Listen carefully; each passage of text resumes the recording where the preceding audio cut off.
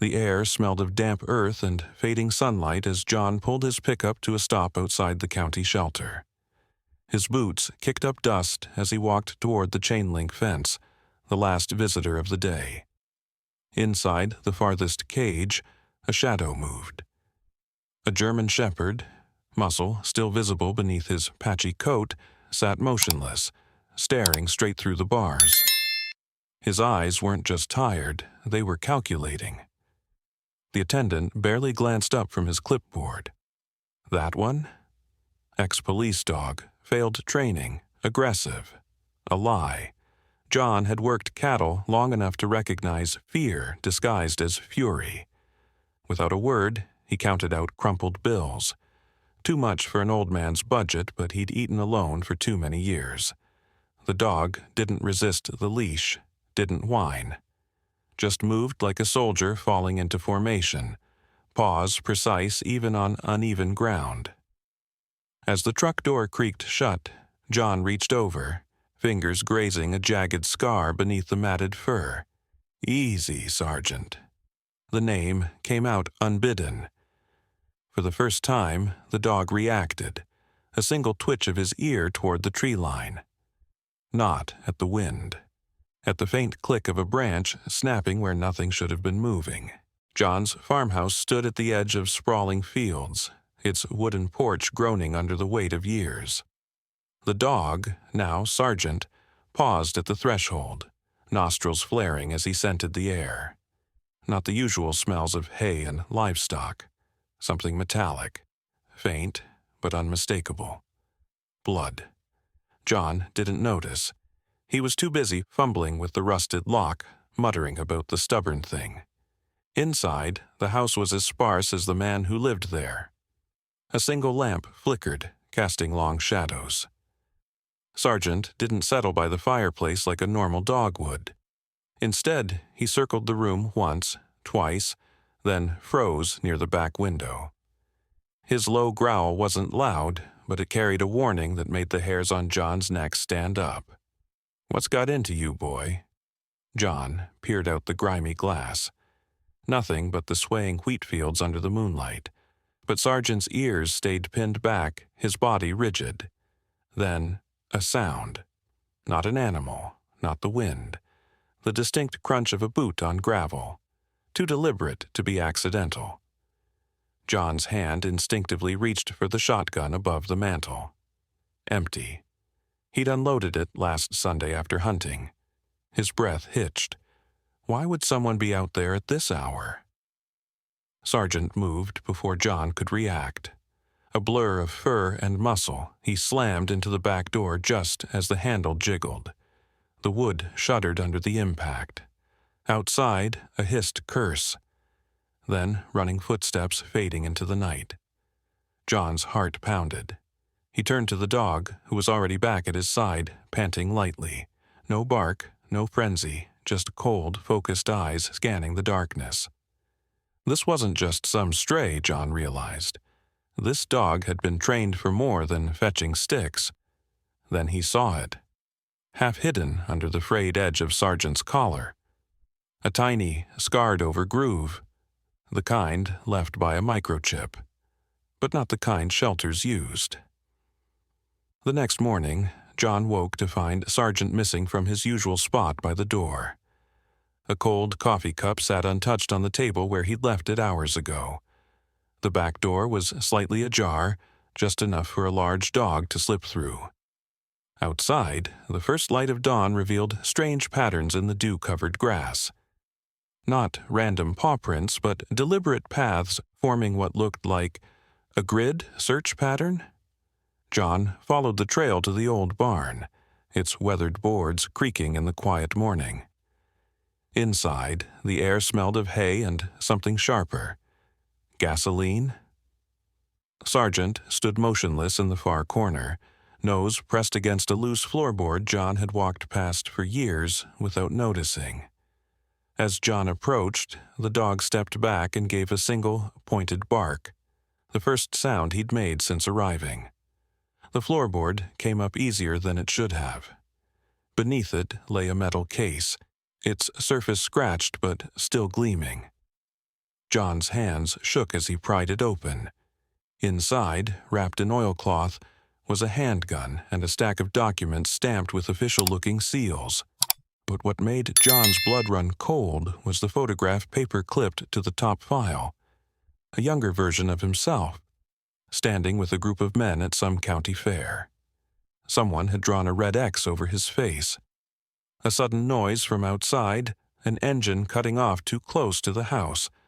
Sargent's body tensed, his eyes locking onto John's with an almost human intensity. The dog moved to the barn door, then looked back as if waiting. John understood.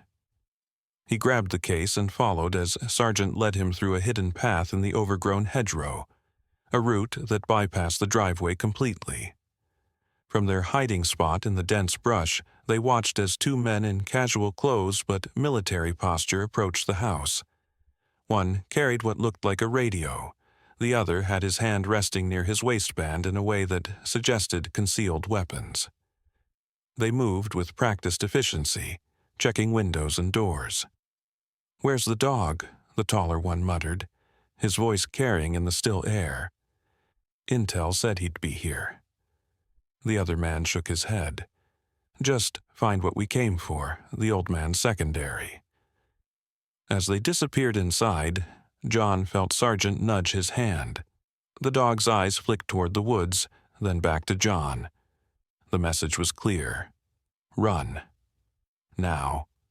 But as John turned to leave, his foot caught on something half buried in the leaves, a small electronic device with blinking lights. Sargent's reaction was instantaneous.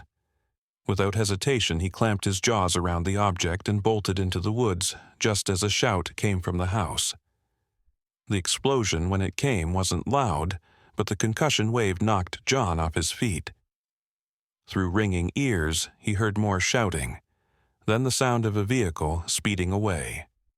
He waited, counting seconds that felt like hours, until a familiar shape emerged from the smoke. Sargent limped slightly, his coat singed, but alive. In his mouth, what remained of the tracking device. John didn't need to check the files to understand now. Someone had been watching his farm for years, and whatever was in that case, they were willing to kill for it. Sargent hadn't failed his training. He'd been protecting something, or someone. But the real question remained. Why had they chosen John's farm? And why now? As they moved deeper into the woods toward an old hunting cabin John barely remembered building, he noticed Sargent checking their back trail every few minutes. The dog wasn't just running. He was executing a tactical retreat. This wasn't over. The men would be back. And when they came, John realized with dawning horror, they wouldn't be alone. John's breath came in ragged gasps as he stumbled through the dense undergrowth. The metal case clutched tightly against his chest. The hunting cabin, half rotted and nearly swallowed by the forest, stood just ahead, its door hanging crookedly on rusted hinges. Sargent moved like a ghost beside him, his ears constantly twitching, listening for any sound of pursuit. The dog's body was tense, every muscle coiled like a spring ready to snap. Inside, the cabin smelled of mildew and old wood. Dust swirled in the dim light filtering through broken shutters. John dropped the case onto a wobbly table and wiped sweat from his brow. His hands were shaking. He wasn't just scared, he was furious. Who were those men? Why did they want him dead? And most importantly, what the hell was in this case? Sargent didn't relax. Instead, he positioned himself near the single window, his gaze locked onto the tree line. His silence was unnerving. Most dogs would pant or whine after a run like that, but Sargent was utterly still, like a soldier waiting for orders. John flipped open the case again, this time examining the documents more carefully.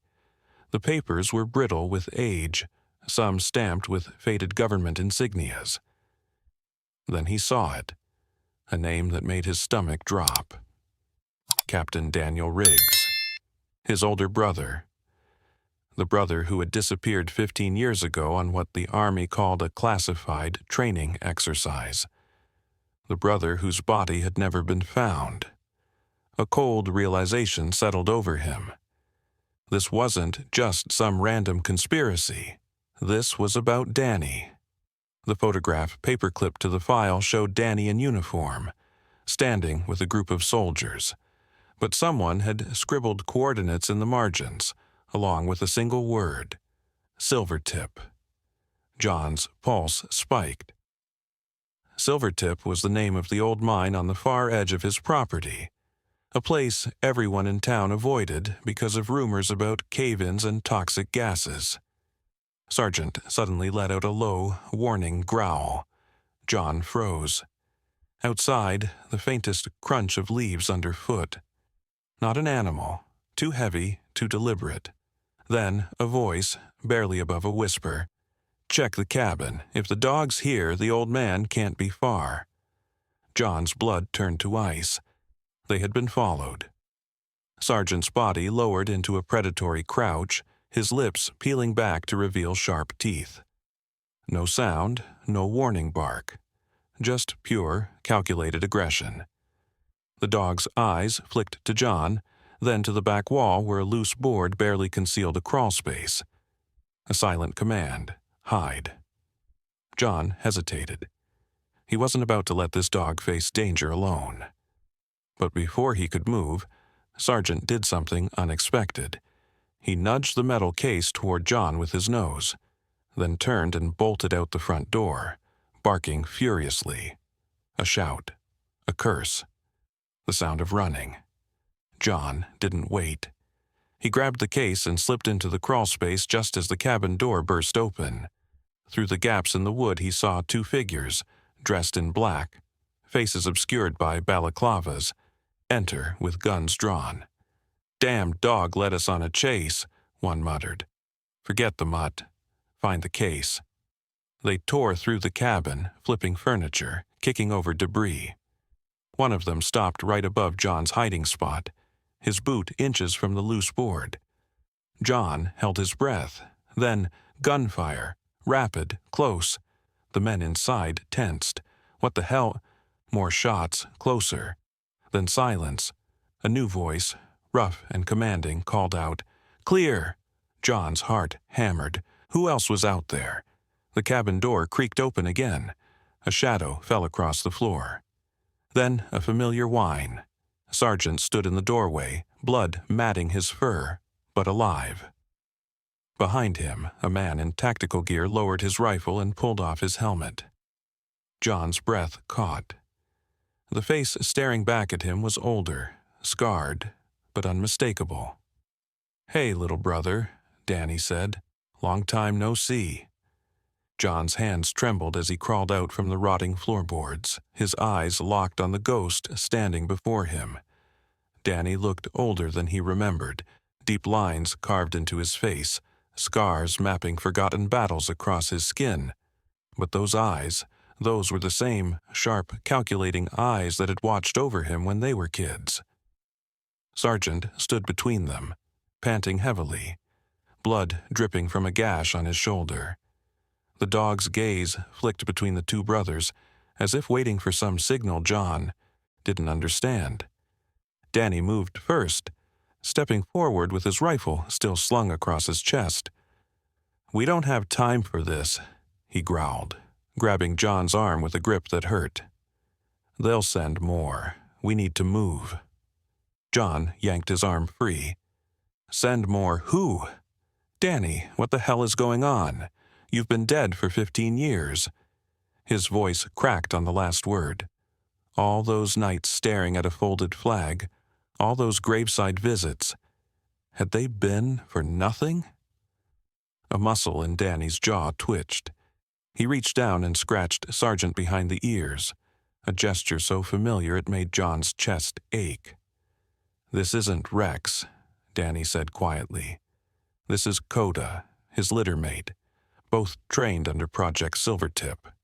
He nodded at the metal case still clutched in John's hands. "And that's why they'll burn this whole county down to get it back." Outside, the wind carried the distant whine of an engine. Too many engines. Danny's head snapped up. Shit, they're early. He shoved a pistol into John's hands. Cold, heavy, alien. You remember how to use one of these? John stared at the weapon. The last time he'd held a gun, it had been for hunting deer, not whatever this was. Danny. Silvertip wasn't a mine, John. Danny's voice dropped to a whisper. It was a lab. And we weren't soldiers. We were guards. Until the dogs started remembering things they shouldn't. His eyes flicked to Coda, whose ears were now fully erect, body rigid. They can smell lies. Track deception, the perfect military asset, until one of them brought evidence to the wrong person. A branch snapped outside. Too close. Coda's lips peeled back in a silent snarl. Danny moved to the window, his rifle raised. There's a bunker beneath the old well house. Go there. Wait for my signal. John grabbed his brother's arm. I'm not leaving you again. The smile Danny gave him was hollow. You didn't leave me the first time. They took me, then softer. Coda will keep you safe. He's imprinted on you now. The first bullet shattered the window before John heard the shot. Chaos erupted. Danny shoved him toward the back door as return fire lit up the cabin's interior. Coda didn't bark, just clamped his jaws around John's sleeve and pulled, forcing him to move.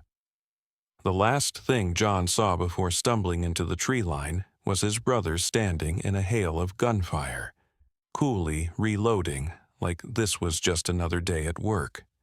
The woods swallowed them whole. Coda wove through the underbrush with terrifying precision, avoiding paths, doubling back at random intervals. John's lungs burned, but the dog refused to let him slow down.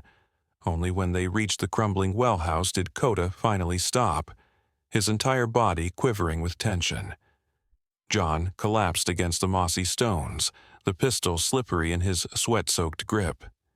The distant gunfire had stopped. What did that mean? His hands shook as he flipped open the metal case again, this time noticing what he'd missed before. A small USB drive taped beneath the files, and a note in Danny's handwriting. If you're reading this, I'm already dead. Again. Don't trust anyone, not even the dogs, especially not the dogs. Coda whined softly, pressing his wet nose into John's palm. The dog's brown eyes were full of something dangerously close to human understanding. Somewhere in the distance, a new sound cut through the trees. Not an engine. Howling, not coyotes, bigger, closer, and definitely not wild. John's fingers trembled as he peeled the USB drive from its hiding place, the tiny piece of tech feeling like a live grenade in his palm. Coda's sudden growl snapped his attention to the crumbling well house entrance. The howls had stopped. That was worse. Silence meant they were hunting. The old stone structure smelled of damp earth and rusted metal. John's boot knocked against something hollow-sounding, the well cover. Coda was already there, pawing at the rotted wood with urgent, silent movements. Not random, purposeful. The dog knew things, remembered things John couldn't begin to understand. As he pried up the warped boards, the stench that rose from the darkness wasn't stagnant water. It was chemical, medicinal, the kind of smell that clung to hospital corridors and government facilities. A metal ladder descended into blackness, its rungs still sturdy despite years of neglect. Coda went first without hesitation, his nails clicking against the steel. The bunker wasn't some makeshift hideout. White tiles, cracked but still gleaming under John's flickering flashlight, lined the walls. Stainless steel tables bolted to the floor. Glass-fronted cabinets filled with vials of cloudy liquids. This was a lab, a proper one. Buried beneath his land for God knew how long. Coda moved with eerie familiarity between the equipment, stopping before a massive steel door at the far end. The keypad beside it was dead, but the dog sat before it like waiting for something. Then John saw it, the nearly invisible scar along Coda's flank, the fur growing in wrong directions over what could only be an implant. Before John could react, Coda turned and butted his head against John's thigh, then looked pointedly at the USB drive still clutched in his hand. The message was clear. The realization hit John like a punch to the gut. This wasn't just storage, it was a key. The first crash from above made them both freeze. Something heavy had landed on the well house roof. Then another, and another, not men, lighter, faster. Coda's lips peeled back in a soundless snarl as the first paw steps creaked across the floorboards overhead. Too many to count. John jammed the USB into the keypad's side port he hadn't noticed before. The steel door hissed open just as the well cover exploded inward. John didn't turn to look. He didn't need to. The guttural breathing, the wet click of claws on ladder rungs. These weren't dogs coming down, not anymore. The door sealed behind them with a final sounding thud. The room beyond was small, dominated by a single computer terminal that flickered to life as they entered. The screen displayed 2 words in glowing green text: awaiting verification. Coda sat before the console, staring at John with those 2 knowing eyes. Waiting. The USB's contents began auto-loading. Files, videos, security footage dated 15 years back. The first video played without prompting. John watched, stomach churning, as a younger Danny appeared on screen, dressed in lab whites instead of military gear. Behind him, row upon row of kennels held German shepherds, all alert, all watching the camera with the same unsettling focus Coda had. Project Silvertip Phase 3, successful. Danny's recorded voice stated flatly. Canine neural enhancement exceeds parameters. Memory retention at 97%. Awaiting deployment orders. The video cut to another date. Same lab, different Danny. This one, wild-eyed, whispering hurriedly into the camera. They know I copied the files. The dogs. Christ, the dogs remember everything. The shipments, the test subjects. What we did to them. They're not just enhanced, they're aware, and they're coming for anyone who... The screen went black. Then new text appeared. Primary objective: terminate all project personnel. John stumbled back from the screen. Coda hadn't moved, the dog just watched him. Waiting. Outside the sealed door, the first impact shook the walls, then another. They weren't trying to break in, they were counting, planning, remembering. Coda's head tilted slightly, studying John's face. The dog's eyes dropped to the pistol still in John's hand, then back up. Almost expectant. The truth crashed over John like ice water. The USB wasn't just evidence, it was a trigger. And Coda hadn't been protecting him, he'd been testing him. The screen flickered again, revealing a new message that made John's blood freeze.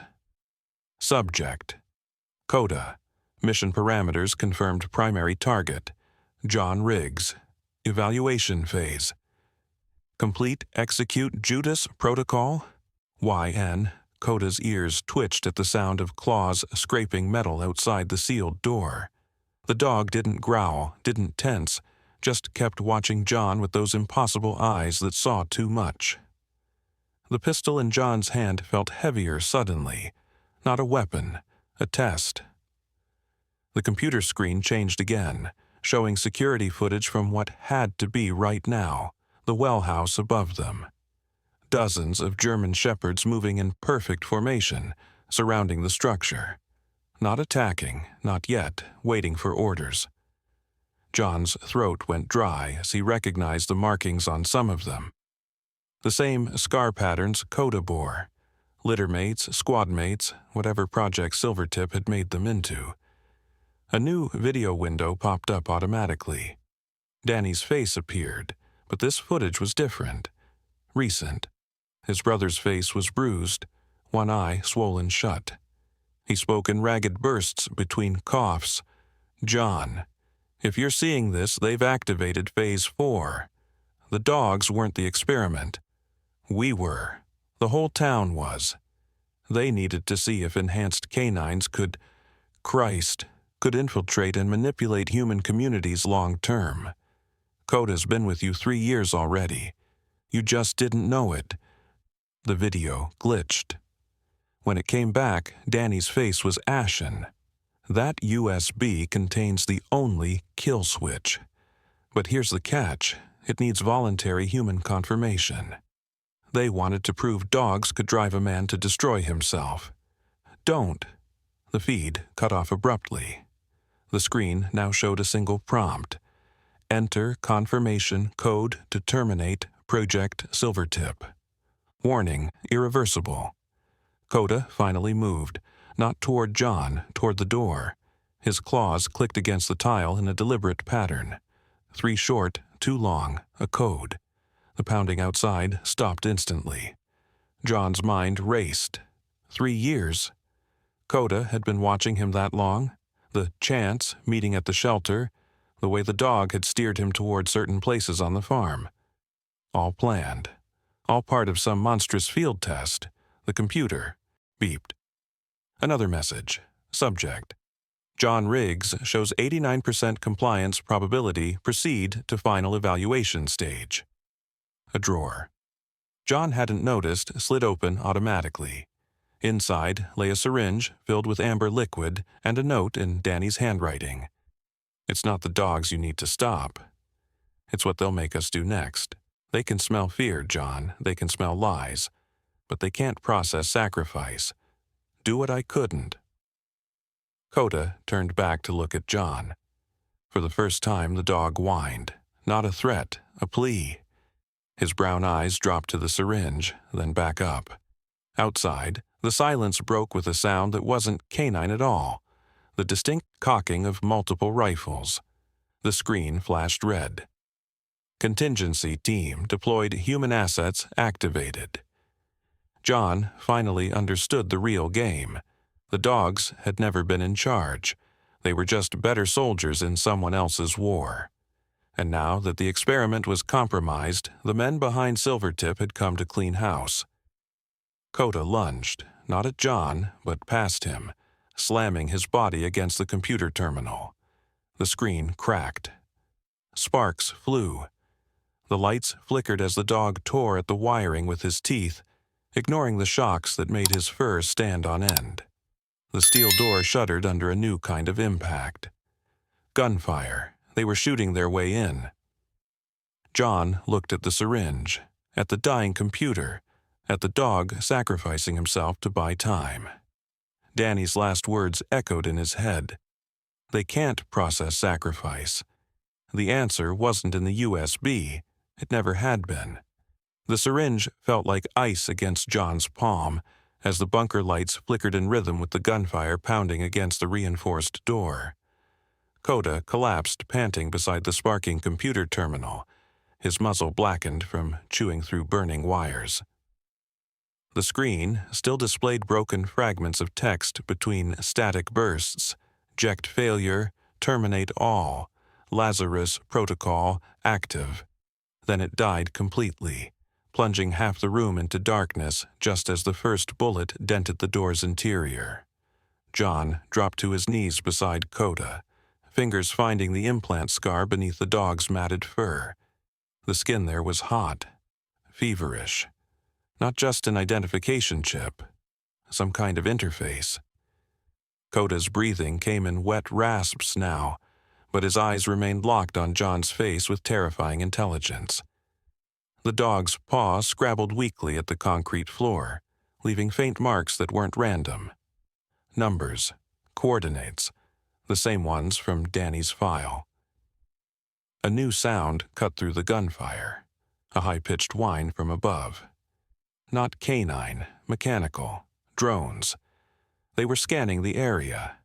John's fingers tightened around the syringe as realization dawned. The amber liquid wasn't poison. It was the same neural enhancement serum they'd used on the dogs. Danny hadn't been telling him to destroy himself. He'd been showing him how to level the playing field. The first breach came with a deafening screech of metal as the door's locking mechanism shattered. Coda tried to rise, failed, but managed to clamp his jaws around John's wrist, not biting, just holding. The message was clear: hurry. John didn't hesitate. He jammed the needle into his own neck and pressed the plunger just as armed figures in black tactical gear flooded the room. The world exploded into hyperfocus. Suddenly, John could smell the gun oil on their weapons, count the individual threads in their balaclavas, see the minute hesitation in their trigger fingers, and beneath it all, the faintest canine scent clinging to their gear. These weren't just soldiers, they were handlers. Coda's breathing synchronized with his own as the serum forged a connection between human and canine neural pathways. Images flooded John's mind not as memories but as shared experiences, Coda watching him from the tree line for months, reporting back to faceless men in white coats, then something shifting. The dog beginning to question, to resist. The lead soldier raised his rifle. Asset termination protocol engaged. John moved without thinking. His body reacted with Coda's trained precision, rolling them both behind a steel lab table as bullets ricocheted off the surface.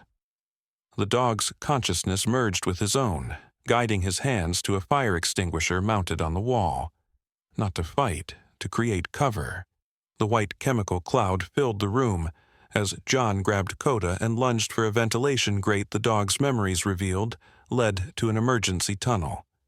The soldiers' shouts turned to choking coughs behind them as they crawled through the narrow metal passage, Coda's body growing heavier with each foot of progress. The tunnel emptied into a storm drain that stank of chemicals and wet fur. Recent paw prints marked the concrete. Other dogs had come this way, escaped or been released. John's enhanced hearing picked up the drones repositioning overhead as Coda suddenly stiffened in his arms. The connection between them flared with urgent warning. Not just danger, betrayal. Through Coda's senses, John perceived what human eyes couldn't, the faintest trace of Danny's scent mixed with laboratory antiseptic. Recent, too recent for a dead man. The final piece clicked into place. Project Silvertip didn't just enhance dogs, it preserved handlers. And somewhere in the chaos above ground, John's brother was still alive. The storm drain's darkness should have been absolute, but John's enhanced vision parsed every dripping pipe, every rat skittering through shadows. Coda's weight in his arms felt different now. Not just an animal, but a presence in his mind, flickering like a dying flashlight. The dog's heartbeat thrummed against John's chest in sync with his own, a biological metronome counting down to something neither could name. Danny's scent trail led upward through a rusted maintenance ladder, fresh enough that John's new senses could almost taste the laboratory disinfectant clinging to it. That chemical signature didn't match the Danny from the cabin. This was sharper, cleaner, wrong. Coda's sudden growl vibrated through both their bodies as new smells flooded the tunnel. Wet fur, blood, and something acrid like burnt copper. Shadows detached from the walls. 6 German shepherds materialized from the gloom, their eyes reflecting green in the dim light. Not attacking, not approaching, just watching. Waiting. John's enhanced hearing caught the whisper of their breathing, the minute shifts of weight that betrayed their training. These weren't wild animals. They were assessing. The largest, a female with a scar bisecting her muzzle, stepped forward. Coda struggled to stand, his legs trembling, but his tail gave a single stiff wag. recognition. The female's nostrils flared as she scented the air between them, then did something no normal dog would. She looked deliberately at John's neck where the injection site still burned, then back to Coda. A decision passed between them in that glance. The pack parted. A seventh dog emerged, dragging something in its jaws, a tactical earpiece still crackling with static. The female nudged it toward John with her nose. Static resolved into voices. Team down in Sector 7. Containment breach in progress. Activate Lazarus subjects. Then a new voice, calm and familiar, cut through the noise. Johnny, if you can hear this, head west, the old slaughterhouse. Bring the dogs. Danny, alive, changed. Coda's consciousness surged against John's with urgent warnings, images of steel tables, of needles glinting under fluorescent lights, of men who walked but didn't breathe right. The female growled low in her throat, echoing the sentiment. Whatever waited at the slaughterhouse, the dogs distrusted it on a bone-deep level. Yet the pack was moving already, flowing through the tunnels with military precision, not following Danny's orders, beating him to the destination. John hesitated, his enhanced senses painting the world in layers of data, the copper taste of impending rain above ground, the vibration of approaching vehicles, the lingering scent of Danny's chemically altered sweat on the earpiece. Then Coda did something extraordinary. The dying dog pressed his forehead to John's, and for one blinding second their minds fused completely. John saw it all. Project Silvertip's true origin not as a military experiment, but as a private biotech firm's attempt to create the ultimate organic surveillance system. The dogs were never meant to be weapons. They were meant to be witnesses. And somewhere in that slaughterhouse lay the original server bank where every memory, every scent, every crime they'd recorded was stored. The connection broke as Coda collapsed, his breathing shallow but his eyes clear. The message was delivered. The female huffed impatiently, her pack already disappearing down the tunnel. John hoisted Coda onto his shoulders and followed, the serum in his veins humming with purpose. Above them, thunder rumbled. Or maybe that was explosion. The slaughterhouse stank of old blood and new electricity, a dissonance that made John's enhanced senses recoil. Coda hung limp across his shoulders, the dogs breathing so shallow John kept checking the neural link between them like a man testing a dead radio for static. The pack moved like shadows ahead, their paws making no sound on the concrete. Every few yards, the female would pause, ears swiveling toward some frequency only dogs could hear, before continuing toward the building's rusted loading docks. Rain sheeted down as they emerged from the tunnels, turning the gravel lot into a minefield of puddles that reflected the unnatural blue glow coming from the slaughterhouse windows. Not emergency lights, server banks, row upon row of them, visible through broken boards where the pack was already slipping inside. John's enhanced vision adjusted to the strobe-like flickering inside. Industrial racks of computer equipment wedged between ancient meat hooks, their cooling fans whirring alongside the drip-drip of water leaking through the roof. The female dog stood waiting beside a terminal that looked newer than the others, her muzzle pointed at the screen where a single word blinked, decrypting. Then the smell hit him. Not decay, not machinery. Danny. His brother stepped from behind a server rack, moving with the same liquid grace as the dogs, but wrong somehow. Too smooth, too quiet. The left side of his face didn't move quite in sync with the right, and when he smiled, the expression didn't reach his glassy eyes. Took you long enough, little brother. Danny's voice had the same cadence John remembered, but the timbre was off, like listening to a recording that had been edited just enough to unsettle. Coda stirred against John's neck, a weak growl vibrating through both their bodies.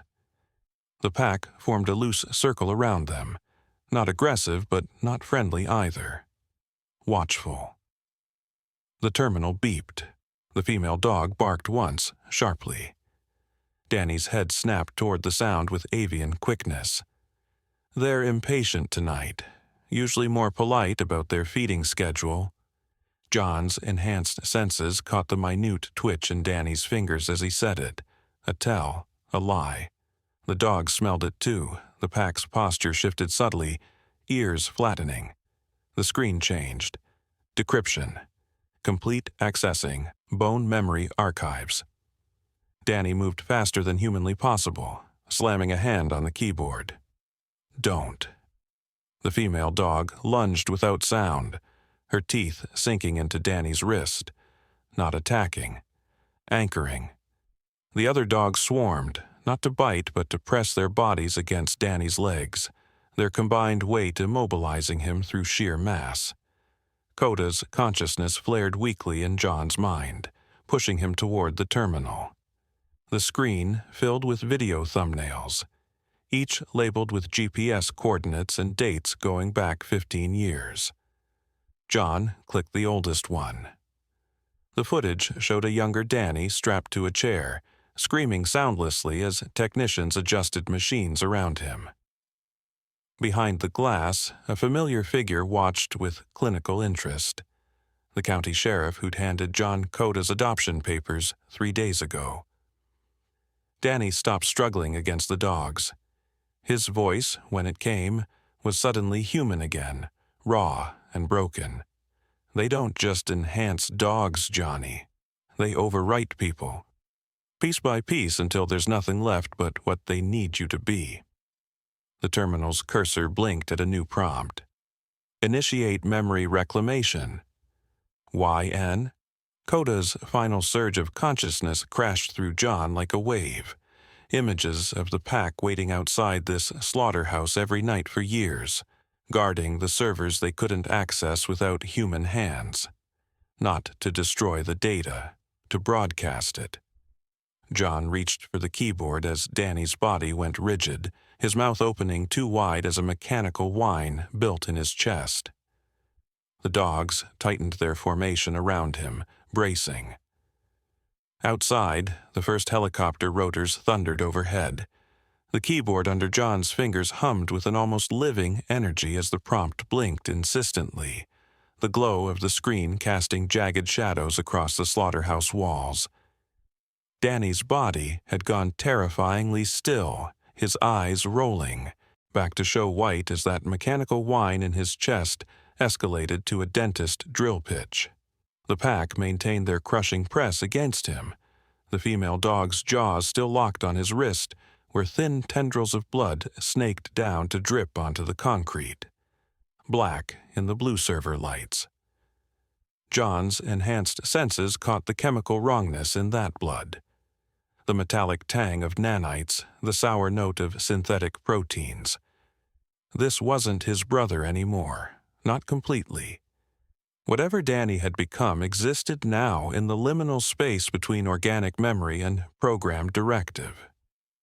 Coda's weight against John's shoulders shifted as the dying dog mustered one last surge of energy, pushing images directly into John's mind through their fading neural link. A vast underground facility beneath the slaughterhouse. Rows upon rows of suspended animation pods, each containing a dog-human hybrid in varying stages of transformation.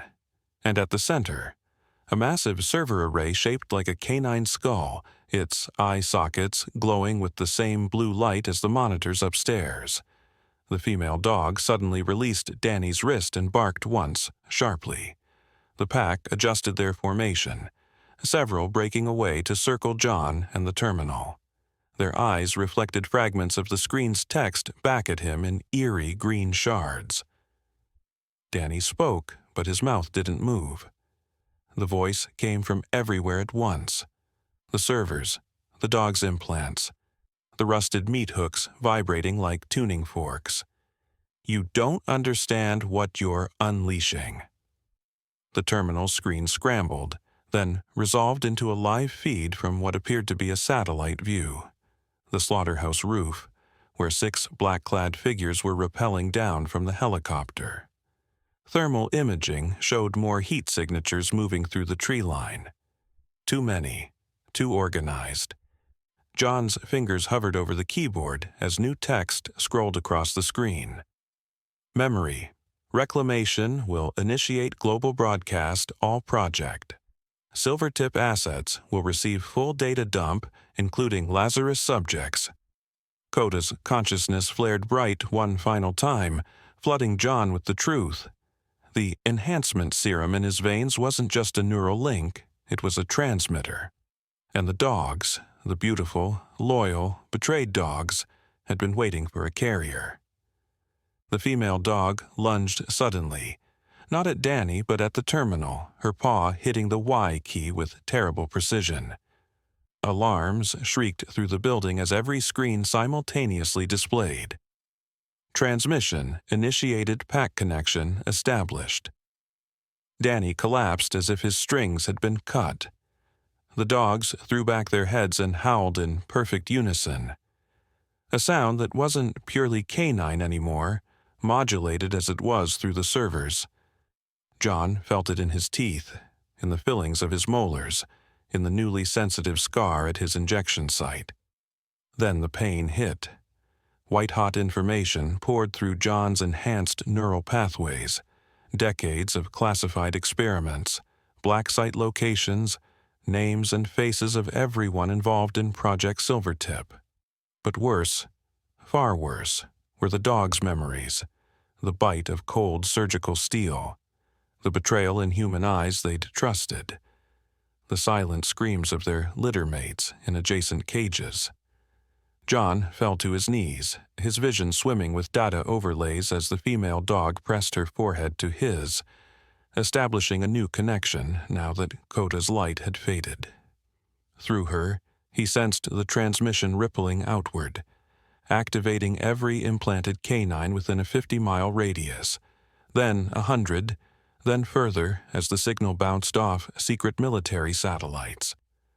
Somewhere above them, the black-clad figures reached the roof access door. Somewhere in the woods, a new howl answered, then another and another. Danny stirred at John's feet, his human eye focusing while the mechanical one whirred and clicked, cycling through different lenses. When he spoke, his voice was his own again, if ravaged by pain.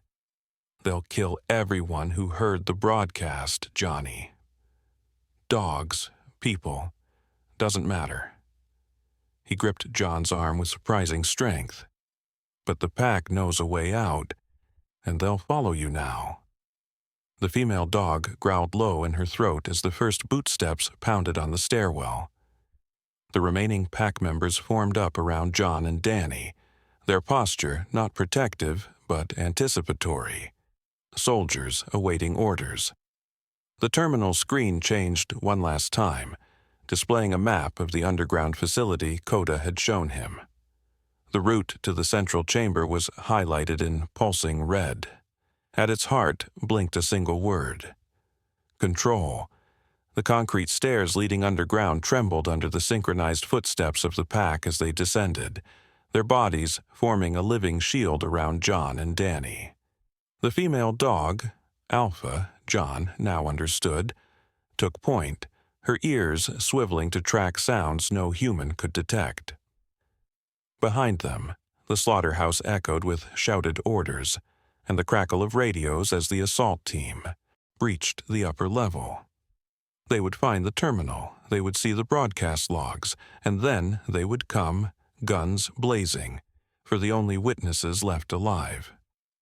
The underground facility was colder than John expected, the air thick with the sterile bite of antiseptic and the underlying musk of caged animals.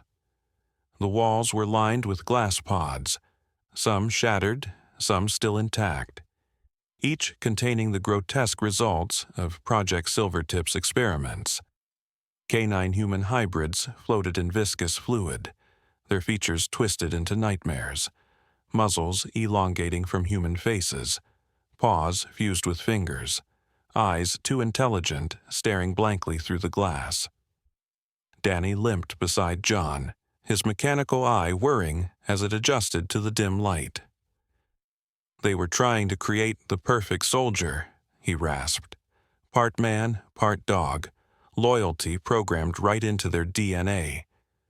His human hand trembled as he gestured to the pods. But the dogs were always smarter than they realized. The central chamber loomed ahead, its massive doors emblazoned with the Project Silvertip emblem, a wolf's head superimposed over a circuit board. Alpha stopped before it, her body rigid. She turned to John, her gaze locking onto his with an intensity that transcended species. The neural link between them flared to life, not with words, but with understanding. This was where it ended. The doors hissed open, revealing the heart of the facility. The server array, shaped like a canine skull, dominated the room, its eye sockets pulsing with the same blue light as the monitors upstairs. But it wasn't the servers that made John's breath catch. It was the figure standing before them, Sheriff Hayes, the man who had handed John Coda's adoption papers with a smile, the man who had patted the dog's head like any ordinary owner surrendering a pet. Now he stood flanked by 2 armed guards, his face a mask of cold amusement. "John Riggs," Hayes said, shaking his head. "Of all the people to stumble into this mess, it had to be Danny's brother." His smile didn't reach his eyes. "You should have left that dog in the shelter." Alpha growled, low and dangerous, the pack shifting into attack formation behind her. The guards raised their weapons, but Hayes held up a hand. "Don't bother," he said. "The broadcast already went out. The dogs know everything. The world will know everything soon enough." His gaze flicked to Danny. "But that doesn't mean we can't clean up loose ends." John's enhanced senses caught the minute shift in Hayes's posture, the way his fingers twitched toward his hip, the dilation of his pupils. He was going for his gun. Alpha moved first. The pack surged forward in a wave of fur and fury, their attacks precise, coordinated. The guards went down under the weight of snapping jaws, their screams cut short. Hayes managed to draw his weapon, but Danny was faster. His mechanical arm lashed out with unnatural speed, disarming the sheriff in one fluid motion. Hayes stumbled back, his arrogance crumbling into fear. "You don't understand what you've done," he spat. "This project was bigger than me, bigger than you. The people behind it, they won't stop just because a few mutts got loose." John stepped forward, the serum in his veins humming with power. "No," he said quietly, "but they'll stop when the whole world knows." He turned to the central server, placing his hand against the canine skull emblem. The system recognized him, not as John Riggs, farmer, but as John Riggs, carrier. The final broadcast pulsed through him, amplifying his voice through every linked canine implant, every corrupted satellite, every hidden frequency Project Silvertip had ever used. The truth spilled out in an unstoppable wave. And then, silence. The facility lights flickered and died, the servers powering down one by one. The hybrids in their pods stirred, their eyes opening, not with the blank obedience of programmed soldiers, but with the fierce, unbroken will of creatures who remembered. Alpha stood at John's side, her head high. The pack gathered around them, their howls rising in unison, a sound of victory, of freedom, of warning. Hayes cowered on the ground, his hands over his ears, as if he could block out what had already been unleashed. Danny placed a hand on John's shoulder. "What now?" he asked, his voice rough but human. John looked at the dogs, at the hybrids stepping free of their broken pods, at the darkness of the facility that had held them captive for so long. "Now," he said, "we let the world hear them howl." Moral lesson: the loyalty of a dog is not a weapon to be forged, but a gift to be earned. And no chain, no matter how strong, can bind a spirit that remembers its freedom,